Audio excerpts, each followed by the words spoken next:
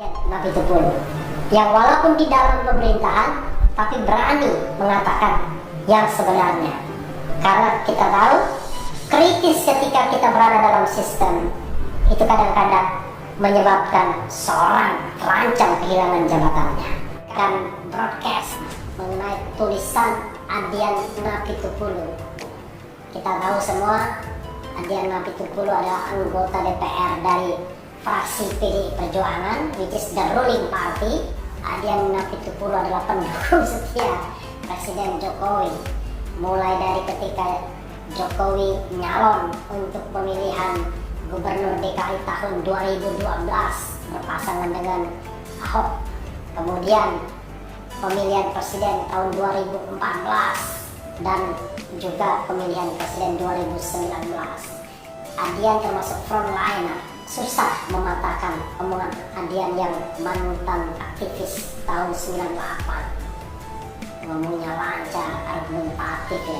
Tapi 1-2 hari belakang ini yang agak menggemparkan, dia menulis sesuatu yang kemudian di-broadcastkan, yaitu BUMN dan UMKM dalam cerita dan angka siapa pahlawan sesungguhnya. Mana yang lebih banyak? Utang BUMN atau utang luar negeri Malaysia?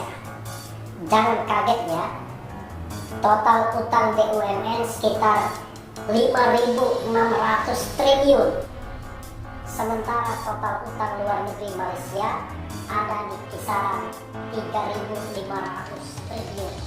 Karena BUMN ternyata juara, unggul 2.100 triliun mengalahkan Malaysia. Mungkin ada yang coba ngeles dengan membedakan asal utang, tapi utang mau dari tetangga, dari mertua, atau dari bank, utang ya tetap saja utang. Kenapa utang BUMN sedemikian besar? Ada yang bilang karena korupsi, ada yang katakan karena tidak efisien, tidak produktif, dan lain-lain. Tanggal 5 Desember 2019 di media, Erick Thohir sempat mengeluh bahwa BUMN banyak diisi pensiunan. Konon di media, menurut Erick itu tidak sesuai dengan visi misi presiden.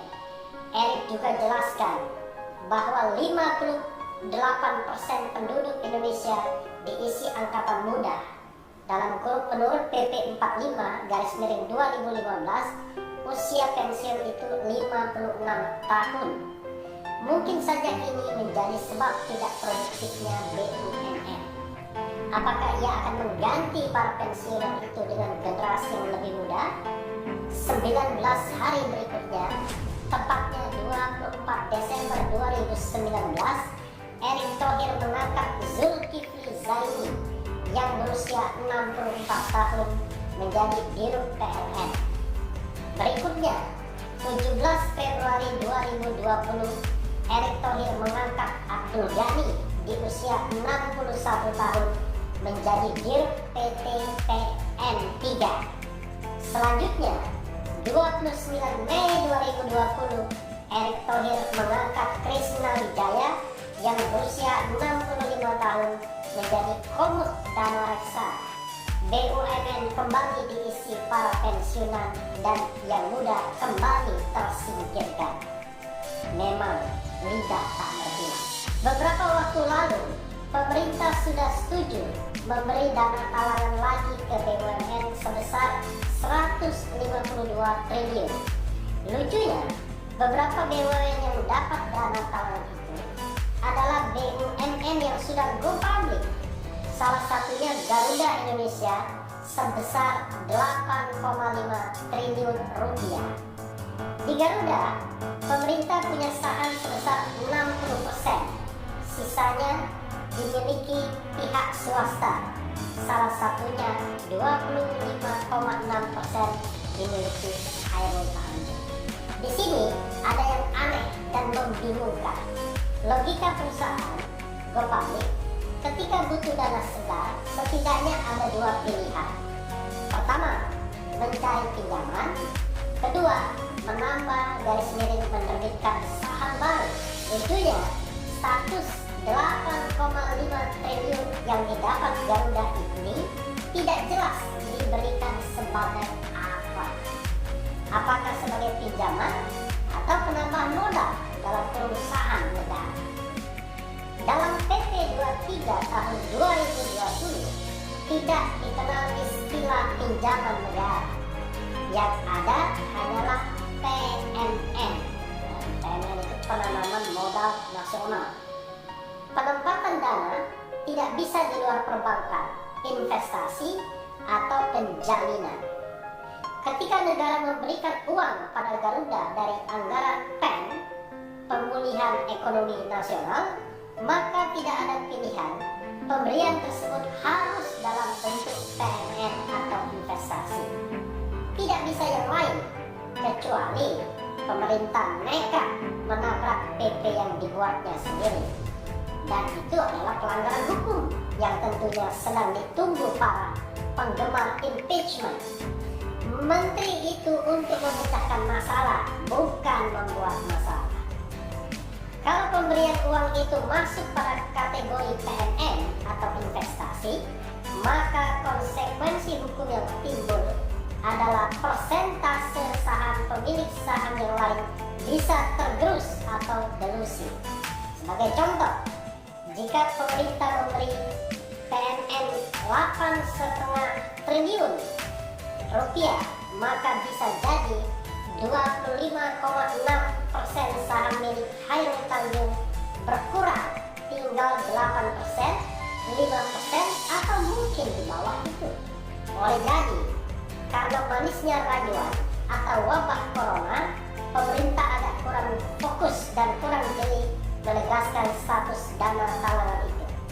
Yang penting bagi pemerintah adalah mencegah Garuda bangkrut agar tidak terjadi PHK besar-besaran. Mencegah PHK besar-besaran di Garuda, maka Erick Thohir tanggal 3 April 2020 memanggil Dirut Garuda. Saat itu Erick Thohir minta agar Garuda tidak melakukan PHK. Pada bulan yang sama, Presiden Jokowi juga meminta pengusaha termasuk BUMN tidak lakukan PHK. Kira-kira 27 hari kemudian, yaitu tanggal 30 April, Dirut Garuda mengajukan syarat PHK bisa dicegah asalkan ada relaksasi finansial. Mungkin berniat menjawab keinginan Garuda, maka 18 hari kemudian, tepatnya tanggal 19 Mei 2020, Menteri Keuangan menjanjikan dana talangan untuk Garuda sebesar 8,5 triliun, jauh lebih menguntungkan dibanding relaksasi finansial. Setelah diminta jangan ada PHK oleh Presiden Jokowi dan Erick Thohir, lalu dana talangan 8,5 triliun rupiah direncanakan oleh Sri Mulyani. Kenapa yang terjadi justru PHK dan perumahan serta penderitaan massal di Garuda? Tanggal 17 Mei 2020, sekitar 400 pramugari dirumahkan. 1 Juni 2020, sekitar 181 pilot di PHK. Dan 2 Juni, 800 karyawan Garuda dirumahkan. Bahkan, berdasarkan surat JKTDZ _SE _700110-2020, sejak April hingga hari ini, Garuda bahkan menunda dan memotong besaran 10% hingga 50% dari gaji sekitaran 25.000 karyawannya. Rencana dana talangan 8,5 triliun rupiah itu sesungguhnya untuk menyelamatkan siapa?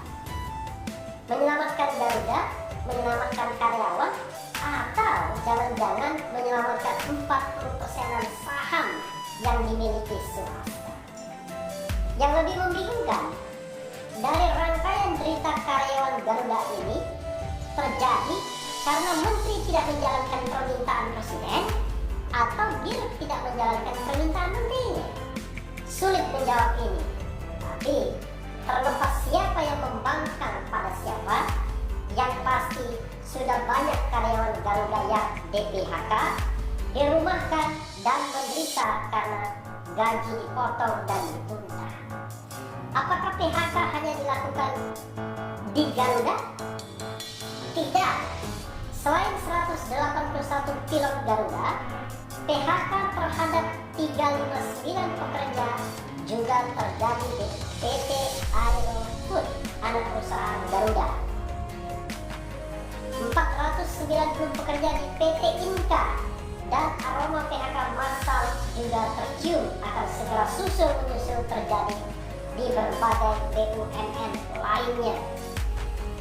Mandiri misalnya sudah lempar wacana hanya mempertahankan 20% kantor cabang dan menutup sekitar 2.000 kantor cabang. Andai tiap kantor cabang ada 5 karyawan saja, berarti yang terancam PHK bisa jadi sampai 10.000 orang. Pengurangan BUMN dari 141 menjadi 107, lalu menjadi 80-an BUMN, penutupan anak dan cucu BUMN yang sebentar lagi dilakukan, juga semuanya sangat potensial berbuah PHK. Presiden Jokowi menegaskan berkali-kali untuk berusaha agar tidak terjadi PHK karena sebab apapun. Tapi BUMN justru berancang-ancang perampingan dengan konsekuensi PHK massal di masa pandemi. Kembali pada rencana dana talangan 152 triliun rupiah. Dana itu digunakan untuk apa sesungguhnya? Kalau untuk tetap membuat BUMN bertahan hidup, kenapa ketika sudah ada rencana dana, lalu terjadi PHK sekian banyak? Kalau ada dana talangan, harusnya yang sekarat bisa dibuat kembali sehat, yang sudah sempoyongan bisa kembali berdiri tegak. Ini yang terjadi justru sebaliknya. Dana talangan cair, tapi sekian banyak anak cucu justru ditutup. Membingungkan dan sulit mencari jawabannya. Atau jangan-jangan apa yang disampaikan oleh salah satu anggota DPR Komisi 11, Kamrus Samad, mungkin saja benar, yaitu untuk meneruskan pencapresan 2024. Kalau dibilang untuk pencapresan, nanti bisa debatable. Tapi serangkaian video dari pembagian sembako sampai deklarasi di hotel tentunya agak sulit untuk dibantah. Apalagi konon rumornya ada yang membuat deklarasi untuk mendukung seorang menteri jadi capres 2024, lalu tidak lama kemudian diangkat jadi komisaris salah satu BUMN. Sebelum masuk pada sedikit cerita dan angka terkait UMKM, maka ada baiknya juga situasi COVID menjadi momentum yang bagus untuk Presiden melihat lebih jernih kinerja para menterinya dan bisa menggunakan hak konstitusionalnya untuk melakukan evaluasi kabinet. Setelah cerita dan angka tentang BUMN, sekarang mari kita bandingkan dengan UMKM. Tahun 1998, ketika terjadi krisis ekonomi, banyak perusahaan besar yang tutup, bank bangkrut, pabrik gulung tikar, PHK merebak di mana-mana. Ketika situasi semakin buruk dan mencekam, para pengusaha besar itu berlomba cari aman dengan pergi ke luar negeri. Siapa pelaku ekonomi yang tersisa dan bertahan di Indonesia saat itu? Jawabannya adalah UMKM. Mulai dari pedagang kaki lima, warteg, warung kelontong, penjual sayur keliling, pedagang bubur ayam, dan sektor usaha mikro dan kecil lainnya. Ya, mereka yang tersisa, yang setia menjaga agar roda ekonomi negara tetap berputar.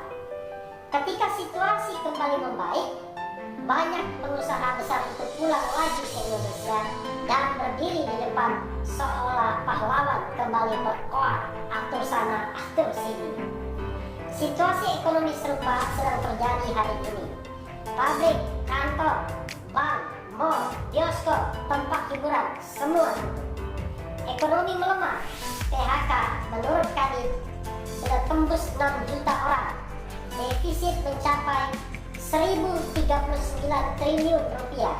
Serupa, tapi tak sama dengan tahun 1998 karena krisis terjadi dari sebab yang berbeda. Untuk kesekian kalinya, UMKM kembali membuktikan keperkasaan, ketangguhan, dan kepahlawanan. Sudah hampir 4 bulan situasi darurat corona diberlakukan, BUMN menjerit, pengusaha besar menjerit, tapi UMKM walau terseok terus berjalan tanpa lobby-lobby. UMKM membuat roda ekonomi terus berputar di bawah. Transaksi jual beli tetap terjadi. Perputaran uang terus tidak berhenti di tangan para pelaku UMKM. Saat truk peti kemas hilang dari jalan, diganggang dengan sepeda motor, pelaku UMKM tetap mengirim tahu, tempe, kue rumahan, jamu, sayur, telur, dan bahan kebutuhan pokok tetap beredar dari tangan ke tangan, dari warung ke rumah kontrakan, dari kampung ke kampung. Percaya atau tidak, mau tertawa meremehkan atau tidak, terserah. Tapi data menunjukkan bahwa usaha mikro di Indonesia memperkerjakan tidak kurang dari 107 juta orang, usaha kecil 5,7 juta orang, dan usaha menengah 3,7 juta orang. Mereka, para pelaku UMKM, berkeringat, bekerja tanpa ribut-ribut, tanpa tim sosmed untuk populerkan citra diri. Mereka bekerja dalam kesunyian dan keheningan, tanpa puja-puji, tapi nyata menyelamatkan negara. Bagaimana dengan para pengusaha besar itu? Para pengusaha besar bisa jadi termasuk BUMN yang kerap melalui kemudahan, fasilitas pengeluaran pajak, pinjaman berskala besar dengan bunga rendah, dana talangan, dan kemudahan-kemudahan lainnya itu ternyata dalam data hanya mempekerjakan 3,58 juta pekerja atau sekitar 3% dari total pekerja se-Indonesia. Sangat sedikit, tidak berbanding seimbang dengan semua tuntutan dan permintaan ini itu mereka. Andai kata program padat karya yang dicanangkan Presiden Jokowi diimplementasikan dengan membagikan 152 triliun rupiah itu untuk modal kerja masing-masing, usaha mikro melalui kur mikro dan kecil sebesar 25 juta rupiah saja, maka setidaknya akan ada 6 juta usaha mikro dan kecil yang bergeliat dan lepas dari sesak napasnya. Andai tiap usaha mikro dan kecil itu mempekerjakan 3 orang saja, maka paling tidak ada 18 juta lapangan kerja untuk 18 juta orang. Itu kalau 152 triliun rupiah. Nah, kebayang nggak kalau 50% dari dana PEN, yaitu 320 triliun jadi kur mikro yang disalurkan langsung, sekali lagi langsung ke UMKM tanpa mampir kanan kiri, maka paling tidak ada 12.800.000 UMKM akan bangkit, lalu akan ada setidaknya 38.400.000 lapangan kerja kembali terbuka. 38.400.000 orang kembali mendapatkan pekerjaan. Sebagai catatan tambahan, menurut Direktur Utama Pusat Investasi Pemerintah, hingga saat ini kredit macet bermasalah atau NPL (Non-Performing Loan) dari kredit ultra mikro ternyata hanya 0%. Mungkin ada yang bisa carikan data kembali berapa besaran NPL dari pengusaha-pengusaha besar. Sebagai penutup, mungkin ada yang bertanya, apa maksudnya tulisan ini? Apakah Adian sudah tidak dukung Jokowi? Saya ini cuma skrup kecil dari mesin kampanye besar. Saya sudah ikut hore-hore mendukung Jokowi sejak Jokowi menuju ibu kota untuk menjadi gubernur, lalu Pilpres 2014 dan Pilpres 2019. Dan sampai sekarang saya tetap mendukung Jokowi dan belum terpikir untuk meninggalkannya, apalagi dalam situasi sulit saat ini. Kenapa saya menulis ini? Ya, karena saya mau mengambil peran menjaga Jokowi dengan cara yang berbeda, bukan dengan memujinya setinggi langit, tapi mengingatkannya terus-menerus dengan beragam cara. Walaupun mungkin cara saya membuat banyak orang di sekeliling Jokowi merasa keras dan mungkin memusuhi saya dengan berbagai cara termasuk mungkin menggunakan buzzer. Salam hormat Adian Napitupulu, Sekjen Pena 98. Adian Napitupulu adalah Jokowi sejati, pro Jokowi tidak hanya pada pemilihan presiden, tapi juga ketika Jokowi terlanjak dari Solo ke ibu kota, mencalonkan diri sebagai Gubernur DKI dan akhirnya terpilih pada tahun 2012 berpasangan dengan Ahok atau Basuki. Tapi rupanya situasi dan kondisi membuat Adian sepertinya gerah, ya. Ini yang mengatakan adalah seorang Adian Napitupulu yang kita tahu sangat tangguh sebagai juru kampanye, juru debat di televisi melawan para juru debat atau juru kampanye pasangan Prabowo Subianto di 2014, ya, dengan Prabowo Subianto di 2019. Awalnya ekonomi kita lumayan di awal-awal pemerintahan Jokowi, tapi sekarang ekonomi kita terpuruk. Tetapi kita berharap bahwa kritikan seperti yang disampaikan oleh Adian Napitupulu ini betul-betul dicerna, dan rupanya Presiden Jokowi cukup memperhatikan sehingga Adian itu dipanggil untuk pertemuan 4 mata saja. Mudah-mudahan dialog itu memunculkan sebuah kesadaran dan kemudian skenario-skenario kebaikan. Yang paling penting adalah jangan sampai kemudian suara-suara kritis ini justru dibungkam. Baik dibungkam dengan kenikmatan maupun dibungkam para buzzer, yang Adian sendiri mengaku bahwa buzzer itu memang ada dan memang faktanya buzzer itu ada. Mudah-mudahan negara kita makin baik dan akan lebih banyak lagi orang-orang seperti Adian Napitupulu yang walaupun di dalam pemerintahan tapi berani mengatakan yang sebenarnya, karena kita tahu kritis ketika kita berada dalam sistem itu kadang-kadang menyebabkan seorang terancam kehilangan jabatannya. Adian sudah melakukannya, mengapa tidak disampaikan kepada Presiden Jokowi langsung? Sebuah pendapat kalau tidak menjadi pergunjingan publik, kalau tidak memunculkan kegempaan di publik, tidak akan diperhatikan oleh pemerintah atau oleh penguasa. Begitu broadcast ini kemudian tersebar di mana-mana, dibaca di mana-mana, dikutip di mana-mana, pemerintah akhirnya sadar dan Presiden Jokowi terutama mengundang